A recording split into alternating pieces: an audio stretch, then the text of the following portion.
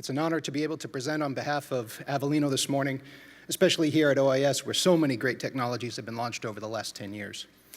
Please allow me to introduce you to our company.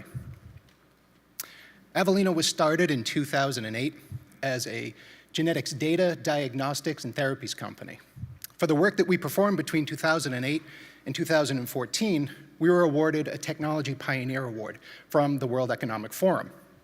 Shortly after that, we partnered with Ulster University to begin our gene therapy program.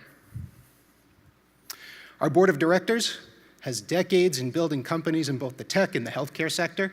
You'll no doubt recognize the two men in the center, as they've been part of OIS for quite some time.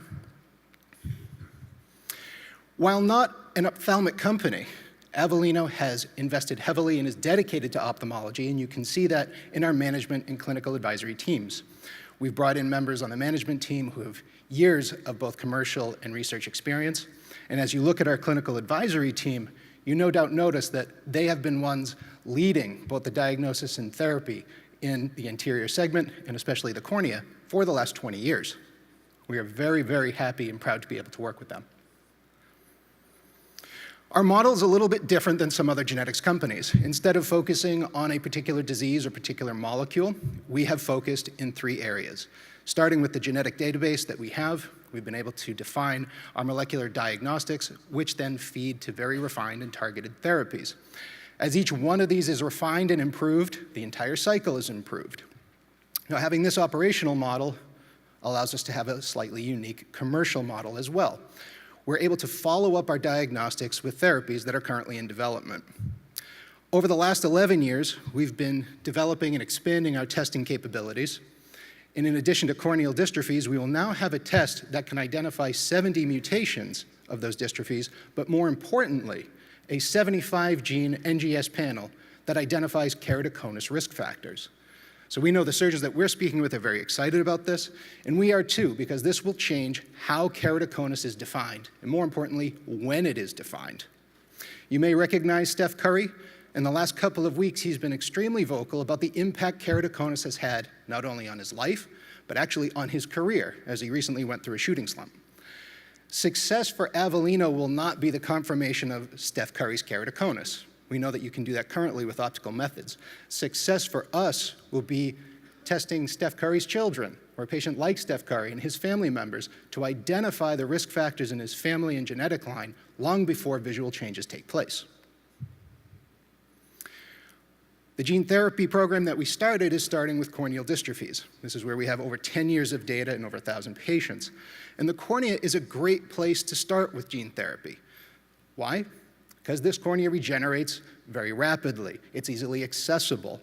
It's actually a relatively large group of patients for what's considered a rare disease. And it's a great model for all autosomal dominant genetic diseases. So the information we're able to gather within our ophthalmology group, we're then able to use outside in other disease states and other research projects. Having a single gene therapy was not enough, though. We wanted to be sure we were doing the most efficient gene editing and cutting out as possible. So we've moved to a dual SNP method, or a dual cut method. As opposed to a standard CRISPR-Cas9 that goes in and looks in places where the particular mutation should be and cuts in those locations, we're using PAM markers to ensure we know the location of where those mutations are, and we can follow up and cut very effectively. It's more of an elegant method. We use the fence analogy here, whereas instead of trying to find a slat where we believe it needs to be fixed, we're looking for those markers on the fence post to confirm that we are in fact in the right area. This has all led to our goal of expanding precision medicine, and in this case, in eye care.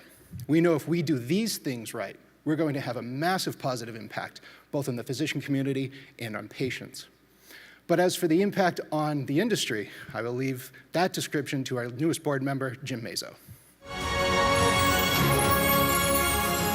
You know, it's an extremely interesting time. In my 40 years in this industry, I've always been impressed that we have certain times where total disruption is going to encourage and grow our marketplace.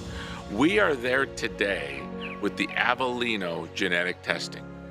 This is going to be a positive disruption because we're now going to be able to identify what is actually happening to our patients, being able to proactively identify and help ensure patient safety, reliability, and confidence. The patients are demanding more out of physicians every day, and when they can provide a test like what we're having here at Avellino, it is really a great day in our industry. It truly is disruptive, but in a positive way. And I'm very excited to be part of this process, and I look forward to what's happening over the next several years and how Avellino will lead the way in genetic testing.